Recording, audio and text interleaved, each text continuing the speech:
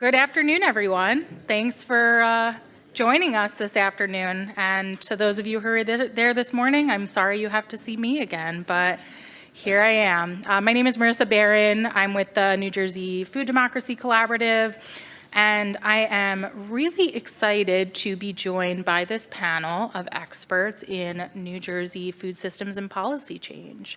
And so this afternoon, we're going to be diving into talking about some of that food systems and policy change across the state of New Jersey.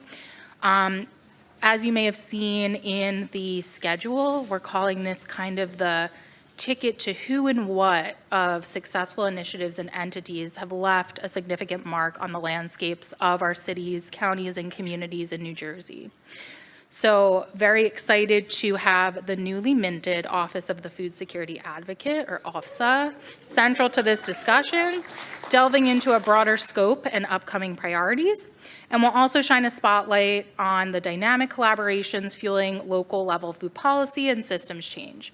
And we really appreciate each and every one of you for joining us as we celebrate the successes that there have been across the state, spotlights on each of their collaborations and the spirit of the work that they do, and how these local actions really resonate as key ingredients to the recipe for a more sustainable and equitable food system.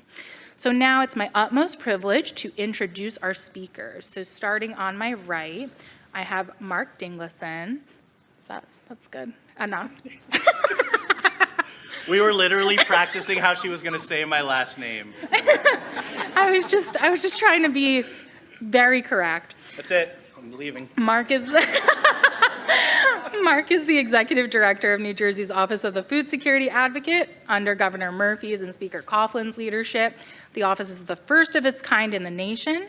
OFSA has the duty to coordinate outreach for food security programs, including developing new initiatives and outreach campaigns and identifying best practices, research and strategies to increase enrollment and outcomes in the state's food security programs and initiatives. Before this role, Mr. Dinglasan was the Executive Director of QMAC, the largest anti-hunger organization in Passaic County. QMAC is dedicated to fighting hunger at its root causes by using ACEs research and asset-based community building partnerships to create more just food access systems and partnership. Mr. Dinglasan was the Executive Director of CASA of Cook County before coming to QMAC, and before joining CASA, he led national corporate development and fundraising at JTB, a pipeline organization, the foundation started by the Honorable Anne Claire Williams of the U.S. Court of Appeals for the Seventh Circuit. With over 20 years of experience in corporate and nonprofit sectors, Mr. Dinglasan has led teams in organizational development and strategy, fundraising and partnership cultivation, trauma-informed program design, and community engagement. He graduated magna cum laude from Monmouth University and received his MBA from DePaul University's Kellstadt Graduate School of Business. And in his spare time, because somehow he has that, Mr. Dinglasan is a marathon coach, youth mentor, and church volunteer. Next, we have Mary Celis. Mary has more than 20 years of experience as a social impact and community investment leader, with experience leading initiatives to improve outcomes for low-income communities by designing innovative programs and investments. She's proud to serve as the CEO of United Way of Passaic County and lead the organization's strategic vision. She previously served as the Director of Health Initiatives at the United Way of Passaic County, where she led the Health Impact Department, which included convening a cross-sector coalition to impact the social determinants of health supported by United Way's grant-making program. She has a proven track record of translating best practices and community-based research into programs and initiatives and leveraging resources to drive measurable results for communities. And before her tenure at United Way, Ms. Celis provided consulting services to foundations and nonprofits, working for a community development corporation and its foundation, the Foundation for Home and Square at the west side of Chicago. She's worked in several roles, including the director of Robert Crown Center, and led the strategic planning work for developing an urban farm and social enterprise facility.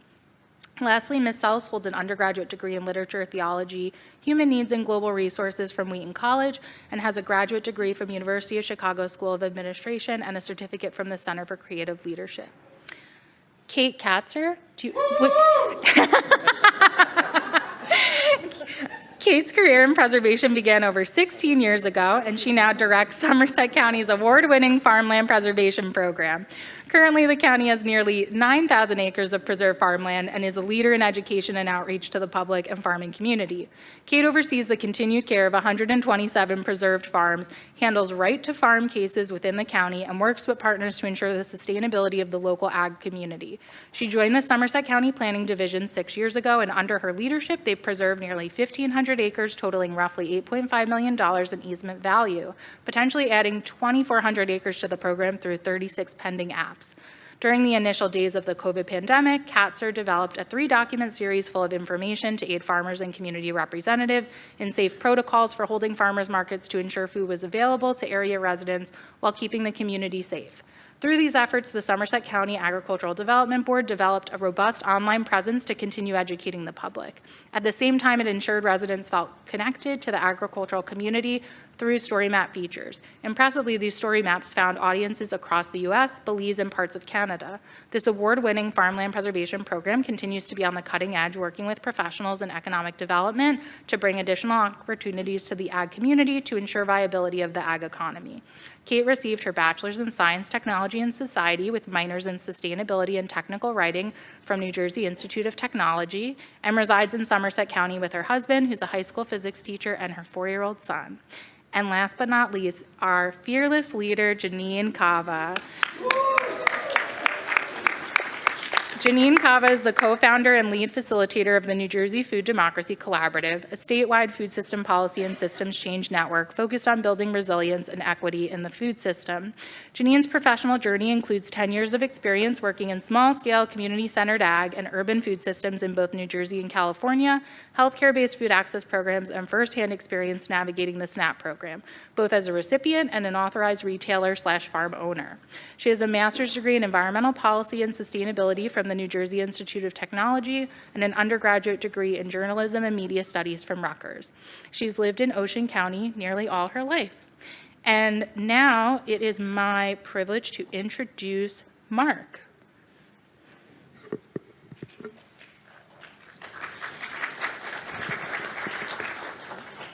Each of the panelists now owes Marissa a cookie for submitting such long bios. If we had any idea that she was going to read them all, we would have made them much longer. Good morning, everybody. Happy holidays. Happy holidays. Oh, come on, you can do better than that. Happy holidays. Especially because half of you are my friends from the nonprofit sector. I'm embarrassed for you all that you can't greet me happy holidays. Just kidding.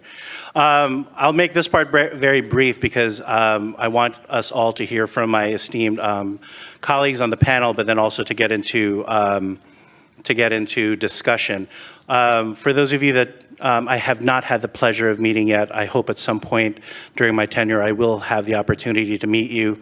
My name is Mark Dinglasan. I am the food security advocate for the state. This office was created through legislation, as Marissa had mentioned, in 2021. I took office in September of 2022. I was a nonprofit leader prior to coming here, working shoulder to shoulder with many of you that are here. So I actually just want all of you to take a moment to give yourselves a round of applause for what you continue to do. Please, could you give yourselves a round of applause?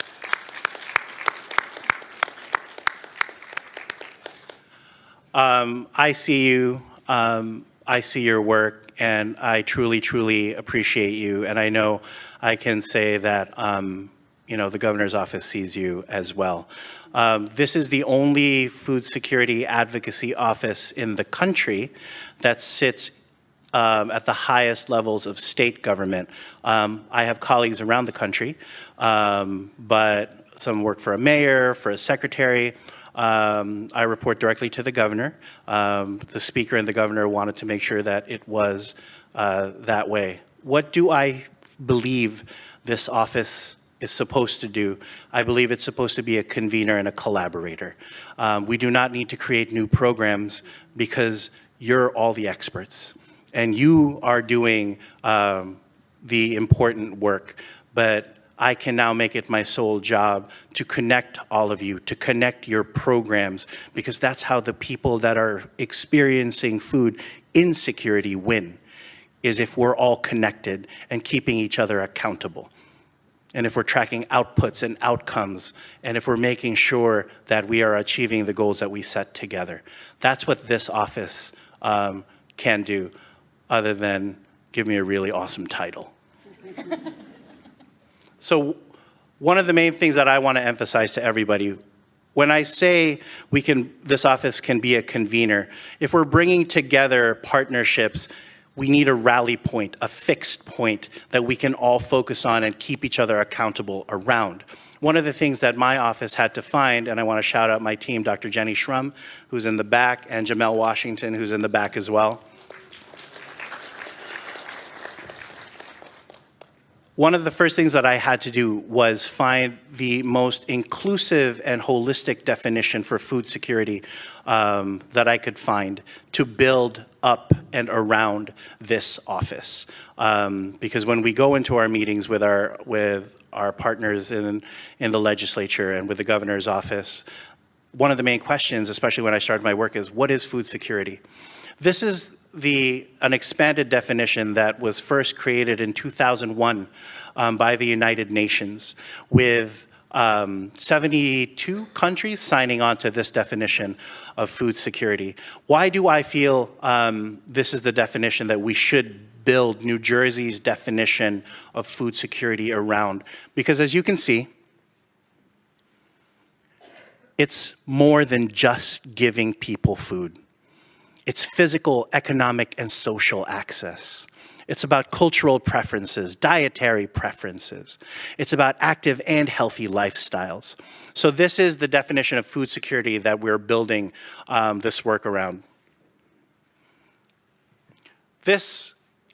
These are the 6 dimensions of food security that must be worked on in unison in order for an individual, a family, a community to truly be food secure. This is why we need each other. This is why today is really important. This is why my ardent hope after this is that you've all made purposeful connections with which we're going to move the work forward together. Availability. Is the food physically available in the areas that we're trying to serve? Access. Do the families we're helping have the tools they need to access food? A job, a car, a social network. Utilization. Do our families know how to utilize food? Do they have the power to utilize food to live healthier lives? Stability. Can our food systems manage shocks, right? And I was with you guys shoulder to shoulder during COVID, and we knew we had to do a better job building more stable food systems. But finally, agency and sustainability. Agency, do families feel like they have the power to participate in a meaningful way with the food systems that we create for them? Do they have the power to make a decision that they feel will affect their health, that will affect their family? And if they don't, we need to do better. And finally, sustainability. Do the food systems we create good for our farms? Are they good for our environment, for our water supply? Are our food systems producing an equitable amount of food? These are the stakes. This is why we need each other. And I was so excited that New Jersey created an office that allows me and allows us to rally around how our work together is so important. So it's a real honor to be here, and I'm looking forward to this discussion. For those of you that aren't familiar with United Way is a worldwide organization, and we are the local chapter in Passaic County. And the United Way has convened the Passaic County Food Policy Council since 2011. And just briefly want to say a little bit more about the United Way. You know, our mission is to mobilize the carrying power of the community to improve lives of residents. We mobilize people to advocate, volunteer, and donate to achieve more equitable outcomes for communities. And more broadly, the United Way nationally has a very strong public policy agenda that you should see manifest itself at the local level. And so part of the role of local United Ways is to take a public policy agenda from the national level and ensure that policy and practice as at the bureaucratic kind of local level is implemented in a way that in the best interest of the communities that we serve. And so the Food Policy Council is a representation of a larger national policy agenda that is advocating for increases that were discussed this morning at the Farm Bill school. And so you'll see part of that happen at the local level. So the vision of the Passaic County Food Policy Council is to end hunger by addressing root causes of food insecurity.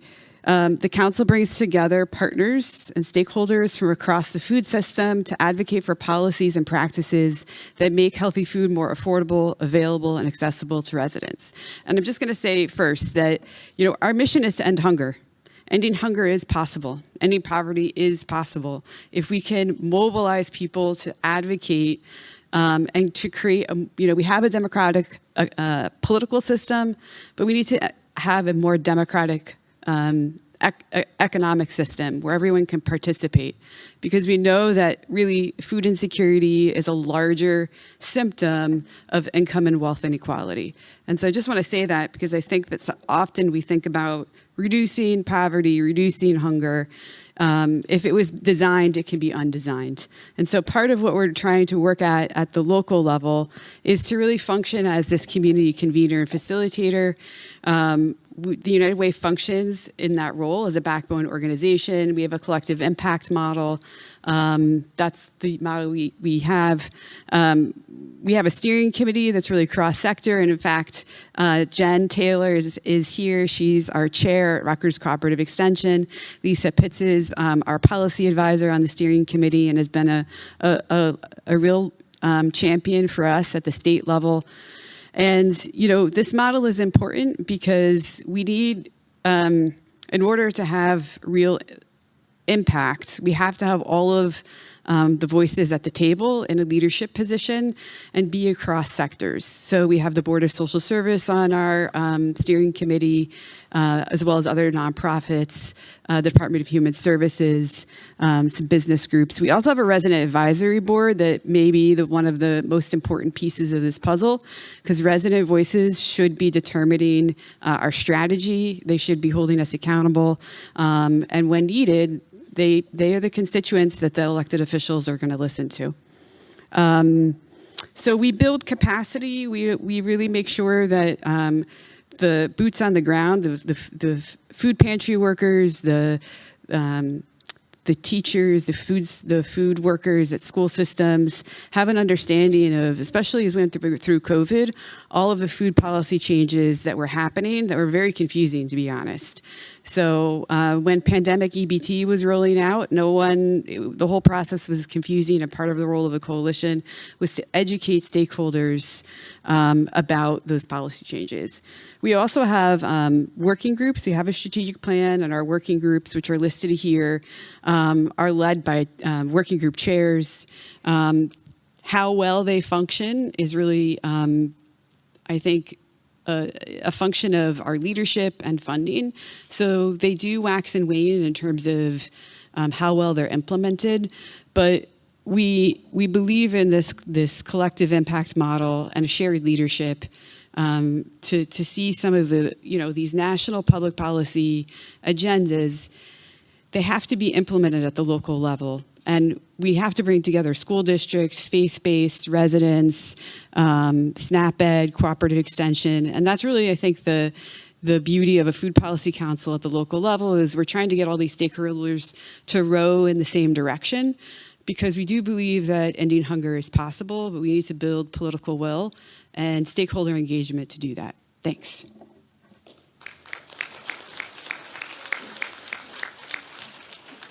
I'd like to introduce myself. I'm Kate Katzer. I run Somerset County's Farmland Preservation Program. And I want to highlight a little bit about what Somerset County's been doing.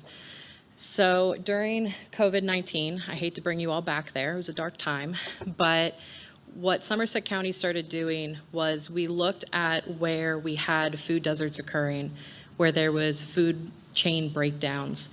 And our commissioners gave us the power to go out and start talking to our farmers who were hit really hard during that time. A lot of them were trying to ship out their products like they normally would, but the trucking industry was crippling at that point.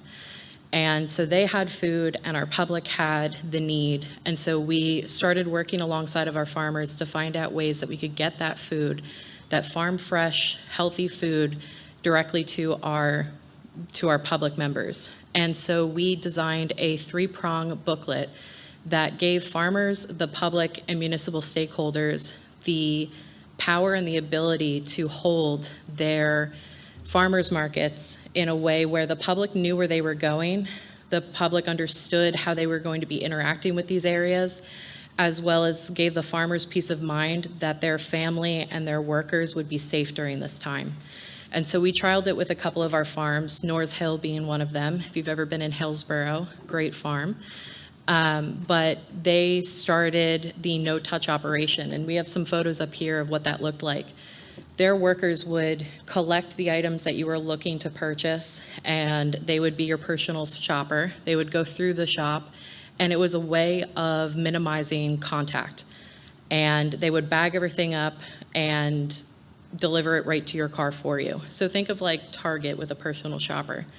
Well, we took it a step further when there was concern that things were tightening down again. And part of that approach was no touch, more so like Target drops it in your car for you in your trunk, and all you have to do is go through the app and select what you'd like. So we tried to give our farmers multiple approaches to still being able to make money and get food to the public. And our farmers really stepped up. They had this deep desire to help. And so we helped give them the avenue.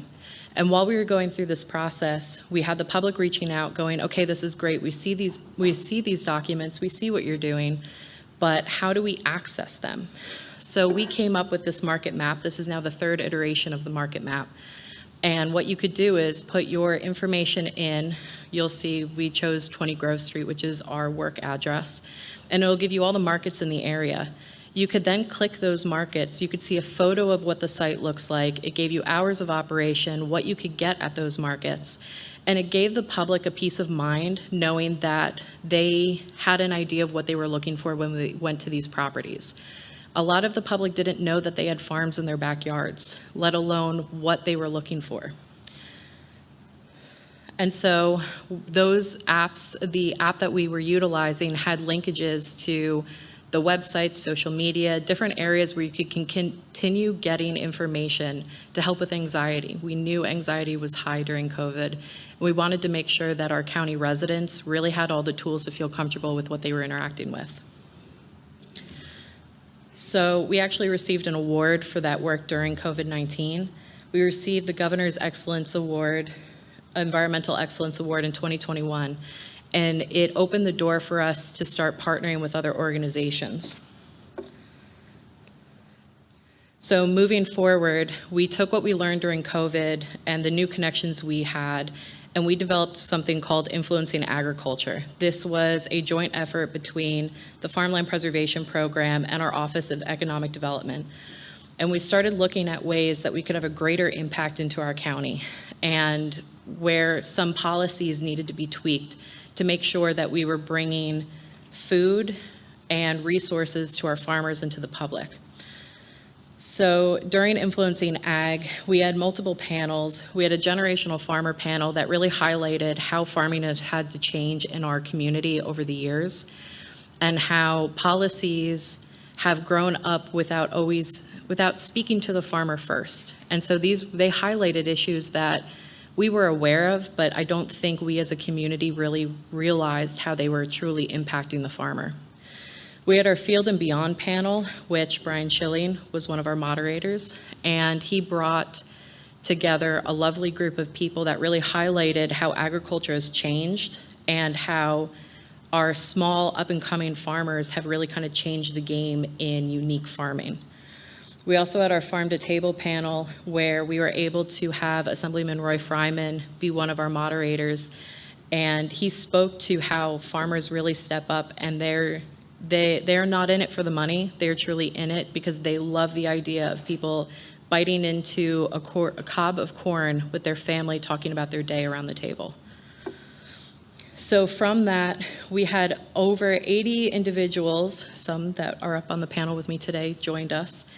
And it was heavily focused on the history of agriculture, but the need of education and how to ensure the viability of agriculture in the county. So we had multi-government individuals there, we had nonprofits, we had all the people we need to exact change, not only for the public, but for the farmer. So like it was mentioned, we have now 35 projects in the pipeline because we just closed on one. And we have added 127 farms to our program. And we're really excited. We just got the note today from the SADC that we have final approval on 2 more. And these programs, preservation, most people think, oh great, it's going to be farmland forever. But it's more than that. That's money in the farmer's pocket so that they can buy additional equipment, so that they can continue their operation, they can expand. It's so much more than that for the farmer. It's not just money in their pocket. But we couldn't do any of this work without our commissioners, and we have one of our commissioners today. It shows you how dedicated our commissioners are, Commissioner Drake. And yes. And Ben, our hype man. But we couldn't do this work without our administration really seeing the need to not only connect our farmers with resources, but our public. And so we took this a step further and started surveying our farmers and asking them, what do they need? How can our government agency really step in? I'm going to let this hang out behind me for a minute as you take it in. But these are words from our farmers. This is directly what they said in these surveys. And this really speaks to the issues we're facing with food security is a top-down issue. If our farmers' fields are being impacted and they cannot harvest as much as they're putting in the ground, then it means there's not as much food available for our public. And that trickles down. And so when you get to our individuals that are going through programs like WIC and SNAP, there's even less food available to them because these markets, it's going to the shop rates first. It's a trickle-down method that I don't think we, before doing all of this work, really realized how it's impacting our public. So another way that we've been helping our farmers to get out the message of who they are and where they're located is we've been developing websites for our farmers. So this is an example of our last dairy farm in Somerset County, and they're a treasure in the county. They're known for their big cow. They are working, I see some heads nodding in the audience, and they're looking to be able to bottle on site one day. And so they didn't have the technical know-how to develop their own website. And this was a way that working with economic development that we thought, what better than to just get the history of the property out there and the history of this farm onto the web so that people can learn more about it. They can support it in any way they can. And people are known for going by and honking when the farmers are out in the fields. It's such a good, people don't realize that farms really are a community gem. And that if you live by a farm, you probably know the farmer and you probably say hi to him all the time. So we've gone a little bit further with our education and outreach. We're looking at multiple ways that we can get in contact with our community and really get that information out to them. So we've been going through social media. We've been doing what we call Farm Fridays, where we highlight farms that are in our preservation program. And we really we talk about the amazing things they do. We talk about a fun fact that the public may not know about the farmers. And then we're able to drive the public to their markets, to their online resources, whatever that farm may be using. So what we're going to continue doing is education and outreach. And I think today we're all in this room, we know education and outreach is so important. It brings all of us together. And we're doing that. We're continuing the celebration of ag in our community through Ag Day, which is March 22nd. If you are in Somerset or you want to find out what Somerset is doing, we have an online presence on Ag Day, and we'd love for you to be a part of it. We also are continuing our education and outreach for farmers. We're looking to get stakeholders in the room to talk to farmers about grant programs and programs available to them that they can continue getting either help or additional revenue to their farm. And through those additional revenue, we've been able to partner with Common Market to have deals made with our farmers directly where they are supplying food to local food pantries. We also work heavily with North Jersey RC&D. I'm a board member there, and they give great on-the-ground effort to help farmers in need. They're out there the next day in many cases. And NOFA New Jersey, I know I saw some NOFA individuals in the room. These are all great organizations. If you do not know them, if you have not met them, I'm happy to introduce you. They are great individuals that will get you connected in ways that you didn't know it. They don't just give help to farmers, but they give help and connections to the public as well. So if any of you would like to know more about what Somerset County is doing, I'm happy to talk with you afterwards. Thank you very much.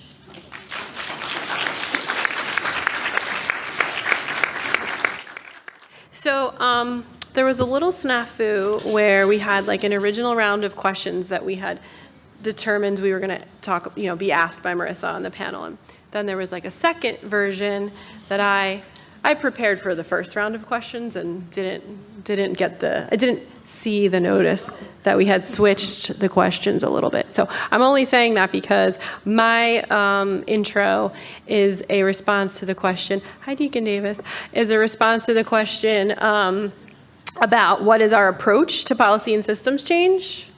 But so that's just a framing for my response. Okay, so for those of you who are not here for the welcome remarks, and you heard the intro, my name's Jeanine from the NJFDC.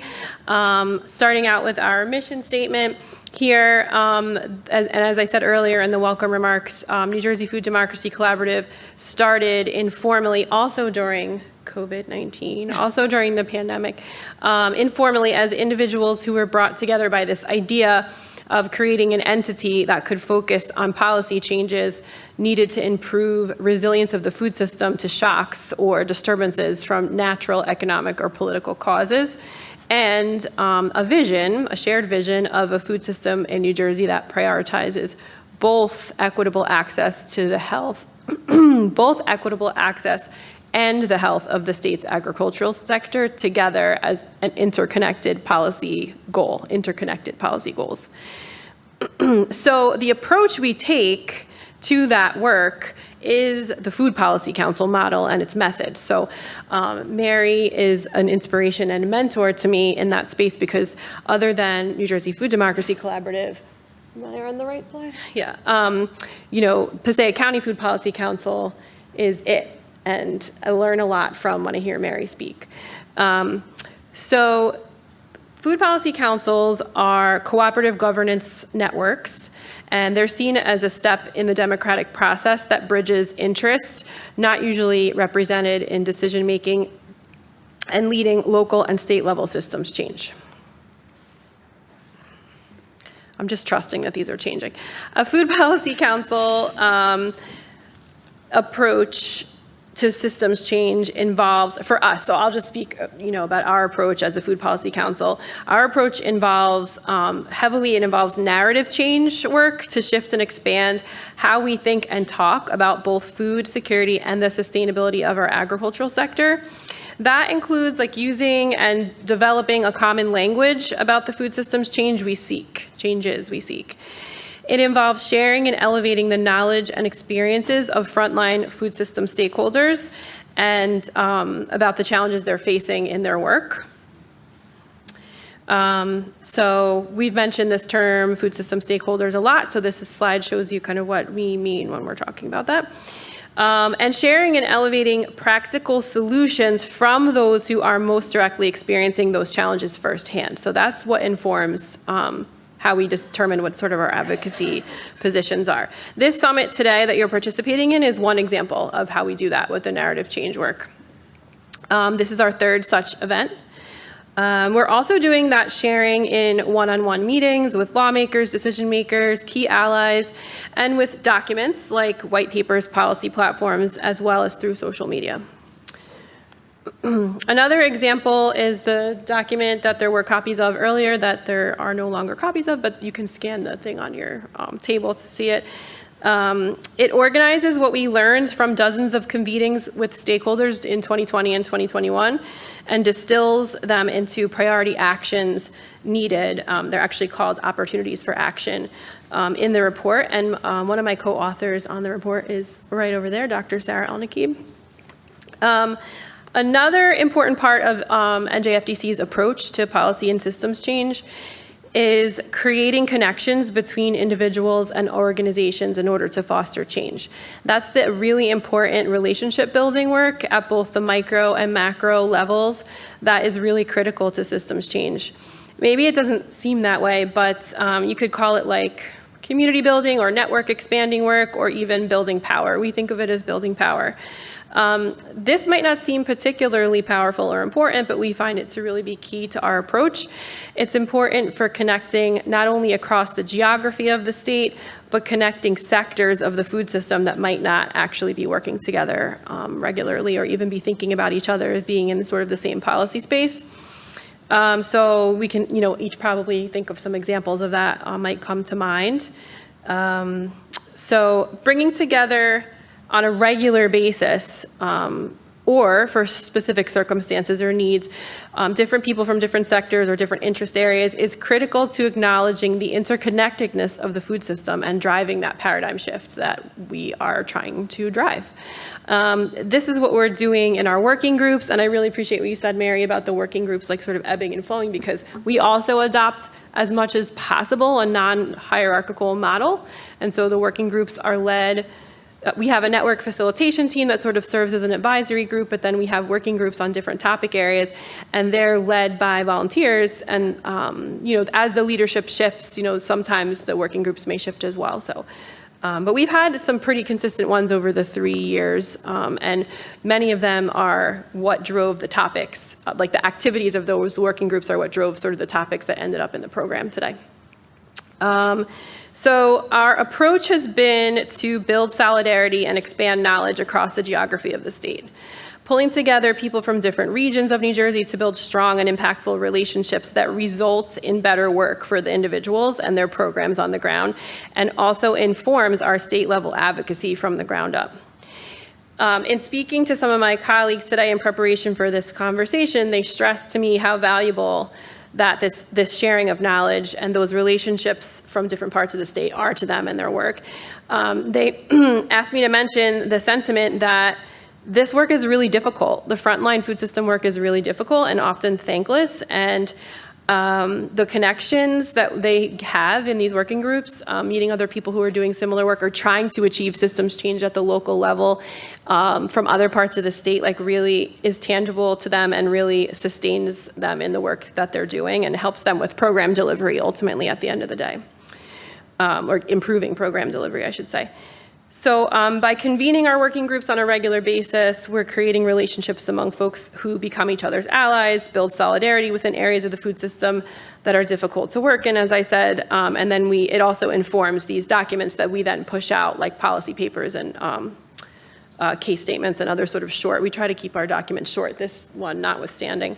Another example of this is our urban and small scale policy working group. So a couple of the breakout sessions today were informed by the work of the Urban and Small Scale Policy Working Group because, like we've heard, I think, from a couple other speakers, if not in the main sessions, definitely in the breakout sessions, that if you are a smaller farm, so a farm under 5 acres, well, and there's challenges, like Hailey was saying earlier in the first plenary, like there's challenges for like even mid-sized farms in terms of market access and other things, but in general, in the local land use challenges in urban places, well, local land use across the board, in particular in urban places, being under 5 acres or not having long-term access if you're on like adopt-a-lot or something like that. These are really big hurdles, and they affect multiple areas of the food system. And so those convenings that we have with those folks and the allies of those folks have been one of the examples of how we're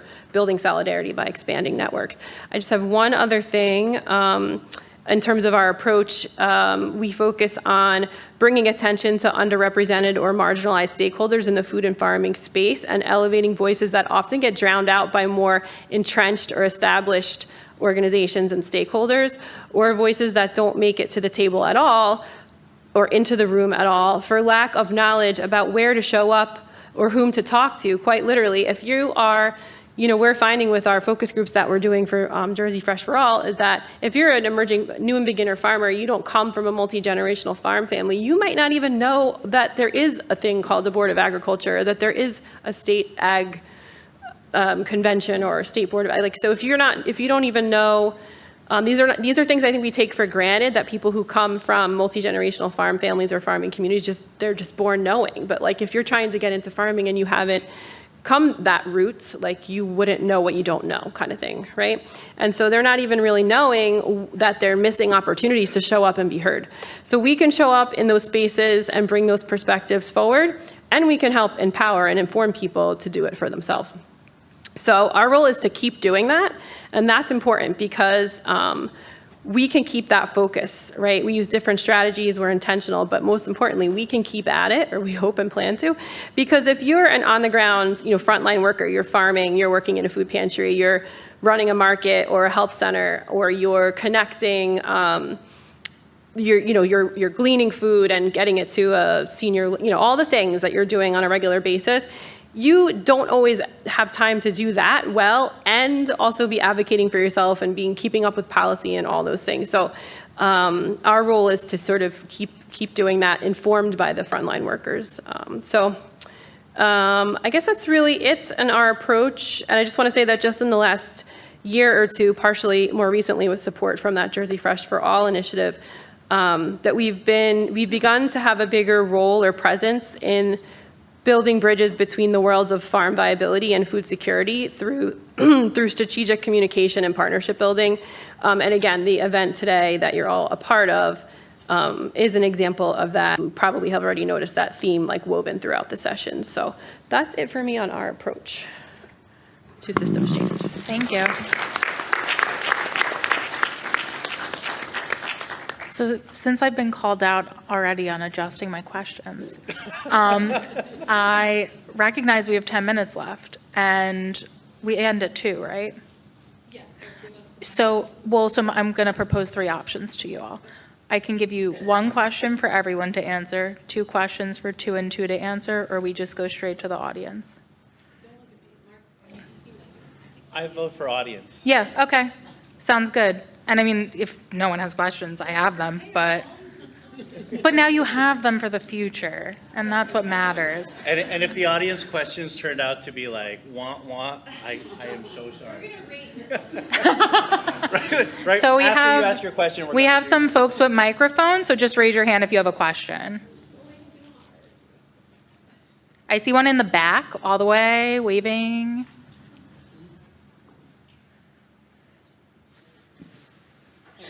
Thank you so much.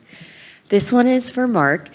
I'm curious, this is a one-of-a-kind position. We're so excited to have this availability in New Jersey government. Is there a 1-year plan, 5-year plan that's accessible to the public that we can see directly where you're steering policy? And then is there a end-of-the-year remarks document so we can see what has been done thus far? Great question. Jamel is about 3 people in front of you. You can just ask her. No, I'm just kidding.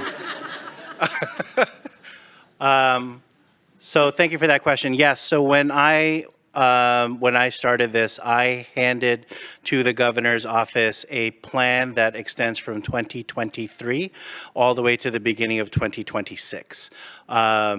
We are working on a website right now, which we hope will go live in early 2024, where we're going to be sharing a lot of what we're doing, including, and it's so funny because Jamel and I were just talking about what does it look like to do end of year? This is what we've done.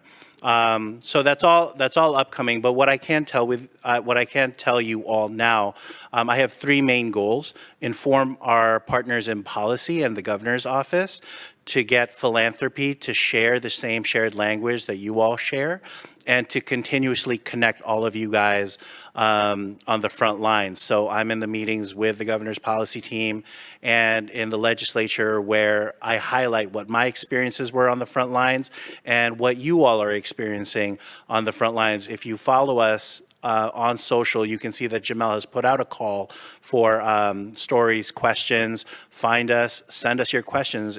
It's a very small team. It's just me, Jamel, Dr. Jenny, and Rose, our program coordinator. So we will have eyes on what you're doing.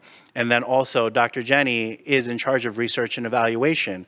If we are only tracking outputs and not outcomes, there is a very good chance that we may potentially be part of the very problem we're trying to solve.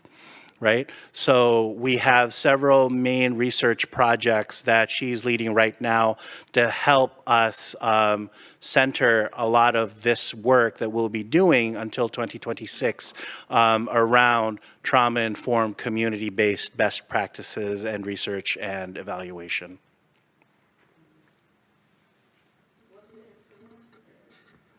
Oh, we're not on IG yet, but I'll give you my personal IG. You can shout me out. I'm just kidding.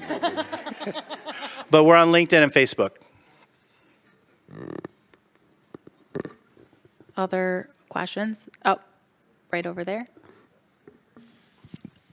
So my name is Saki. How do we keep this going until next year's conference, right? So I'm interested in knowing more about the ag and the farmers. I've met a few, I've met some extension people, but how do we keep the network going until next year? Especially since if I've not met you, it will be difficult for me to know. T Collaborative. Yeah. Donate so we can keep it going.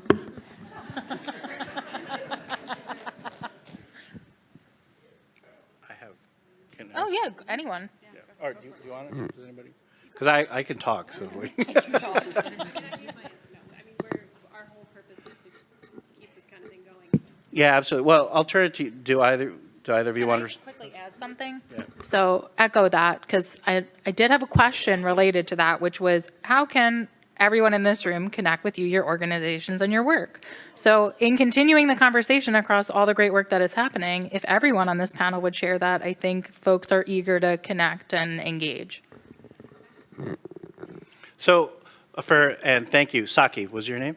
I truly, truly hope that you all will keep this momentum going. That's the hardest part of this, right? Especially for those of you that are managing frontline organizations or farmers. The number of people coming to our frontline organizations has dramatically increased. For some of you, it's higher than it was at the height of COVID, right? Our farmers are struggling to stay viable. We need markets for farmers. It's very easy for us to be rah, rah, rah when we're all here together. It's very hard once we get back to the work that we're doing. So, but I'll say it to you like this, Saki, to answer your question. One of the most brilliant statements that was made to me when I was in the nonprofit sector, and I still believe it to this day, is that policy change happens in windows. Right? And right now you have one heck of a window. And that window is that one of your colleagues, right, that was shoulder to shoulder with you in the pandemic, is now in the room where policy decisions are being made, right? But for those of you that have collaborated with me, you know that I can be kind of a douche when it comes to our sector. I say things like, are you tracking outcomes? If you're saying you're trauma informed, is your organization trauma informed? I say things, you're throwing out justice and equity. What is the salary of the people that are working for you, right? We have to keep each other accountable, and we have to keep each other working together, right? And you have to sustain that momentum so that you are part of the conversation. I need something to reference, right? When I'm in these meetings. So you either are interacting with us on social media or we're in meetings with you. We spend a lot of time out on the road, right? But we need something to reference, right? And what I need to reference is your work. And if it's not multi-sector, if it's not community driven, if it's not trauma informed, and if it's not outputs and outcomes, I'll shout you out, but you know what I'm saying? Hi, my name is Shazelle Muhammad. I'm here representing the Camden Dream Center. Hi, Mark. Remember me? What's up? Yes. Yeah, remember you. Yes, and also African Link Initiative. So my question is, well, first the statement is, all food is not created equal. And we're talking about food production, we're talking about farming, but I also want to talk about the seeds for a minute.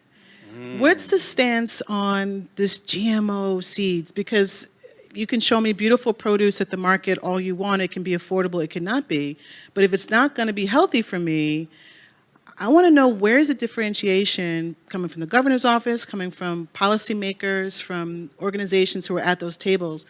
What is the consensus? What are we rooting for? What are we fighting for? Are we fighting for just food? Are we fighting for healthy food? Are we fighting for non-GMO food?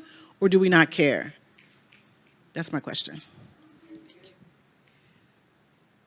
I can try to take that. So we do not have a position specifically on GMOs. I think generally speaking, we advocate for farmers who are stewarding soil, water, being good stewards of the land, producing food that they themselves would eat.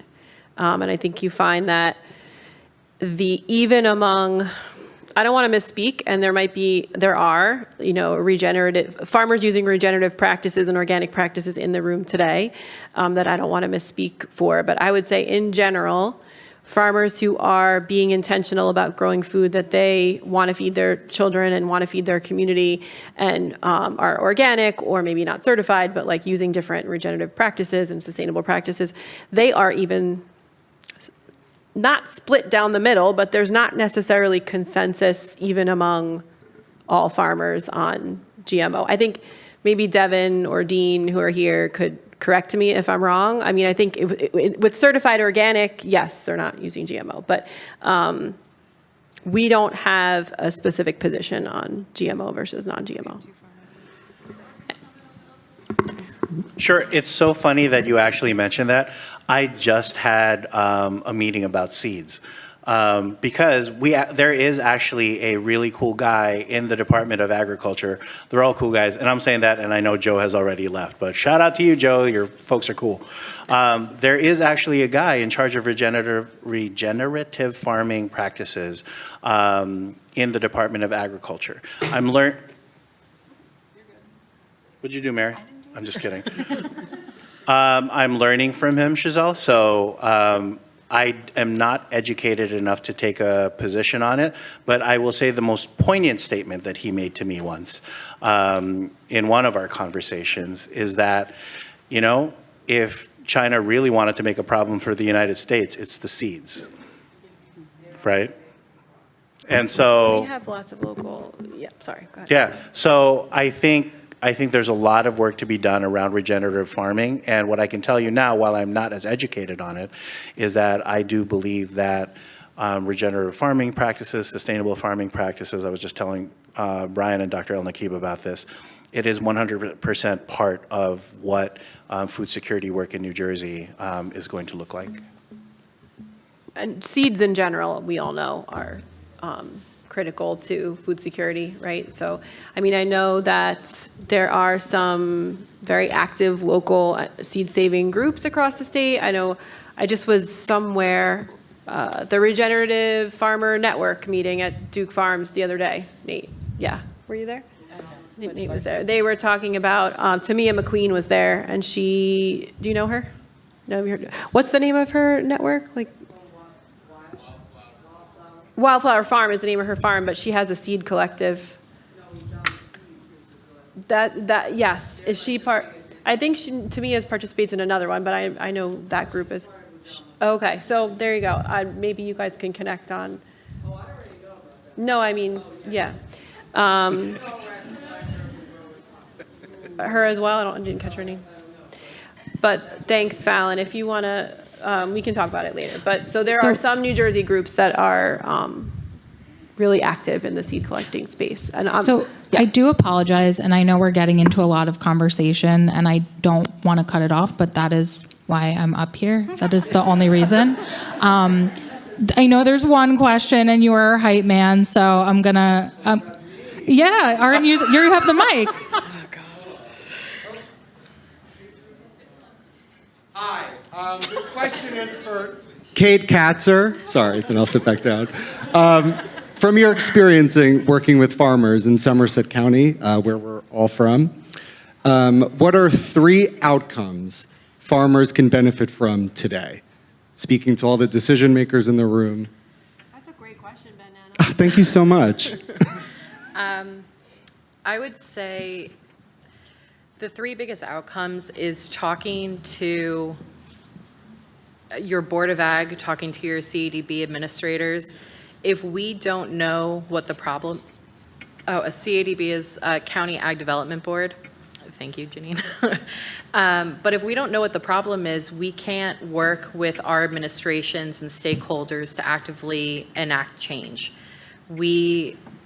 Ben is one of the individuals that I've dragged out to farms multiple times where we've been able to talk directly to our farmers, Commissioner Drake as well, and we've been able to ask them point blank, what can we do to help you? What are changes that you need? And one of them was working alongside the Common Market and Food Democracy to start connecting our farmers with revenue streams. A lot of our farmers in the community are below the poverty line, and one farmer put it, they need to expend $3 million to make $1 million. And that was devastating for us to realize that they are losing money. And one of the best ways that we can help them is really by ensuring that their revenue stream is not only just their food market, their farmers market, other ways that we can work with them. I think the second is not only hearing what they need change with, but being a mouthpiece for the farmers. And I touched on it a bit during my slides, but we know that food security is from top down. We know that if our farmers don't have the necessary tools that they need to be able to harvest and get as much for their yield as possible, that they're not going to be able to feed everybody that they need to. So our county's been looking at programs for deer fencing, if there's state programs, whatever it might be, where we can connect them with the funds necessary that they can get the equipment to really protect their harvest so that all they're battling is the drought that we know that hits New Jersey in the summertime. Okay. Actually, Jeanine had one. No, I just want to say as an ending note to that. Wait, but we have one more, and I missed them, and I apologize. There's Okay. someone in the middle who's had a mic for a while, I think. Yeah. I'm a farmer. I just wanted to touch on the Please GM. do. Please, Yeah. Jeanine, take it away. If your concern is GMOs for produce, just choose organically certified products, both in the grocery store and as well as when you're sourcing seeds. And seeds. Seeds have a USDA stamp. If you choose that USDA organic, you're sure you're not going to get a GMO product. And then you can, depending on what they are, you could save the seeds, but not always. Yeah, That's where a it gets whole- complicated. yeah, totally. Thank you, Dean. Dean from Cabbage Throw Farm. There you go.